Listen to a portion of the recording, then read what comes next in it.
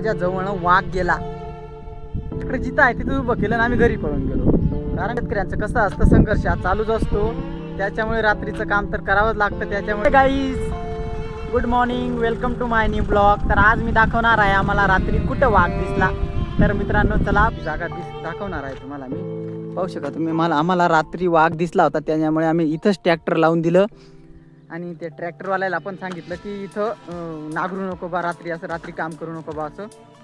त्याने पण बिचाराने समजून घेतलं आणि वाघ मला दिसला होता, त्याला काही दिसला नाही. पण रात्री काम बंद करून दिलं आम्ही. शेवटी मग आता सकाळी आलो आहेत आम्ही. बघू बरं वाघ कुठं होता, मला तुम्हाला दाखवतो. मित्रांनो हे झाड जे दिसतंय ना, इकडून खालून आला होता बरं का. इकडून आला असा झाडा करून त्या तिकडे जाळामध्ये घुसून गेला आणि आम्ही इथं नागरत होतो. तर मग मी काय केलं, मी इथं बसलो होतो बघा, या जागेवर बसलो होतो. तर मी इथंच बसलो होतो मित्रांनो आणि माझ्या समोरच इकडून वाघ गेला. पण मला दिसला ना, माझं एकदम असं थरथर कापायला लागलो मी डायरेक्ट. कारण वाघ दिसला म्हणजे कसं होतं तुम्हाला तर माहितीच आहे ना. त्याच्यामुळे आम्ही डायरेक्ट बघून ट्रॅक्टर जिथं आहे तिथं उभं केलं आणि आम्ही घरी पळून गेलो. कारण की वाघ आहे तो.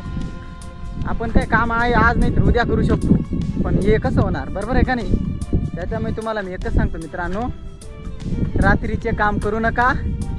शक्य असेल तर दिवसाच काम करा, रात्रीचं कामच करू नका.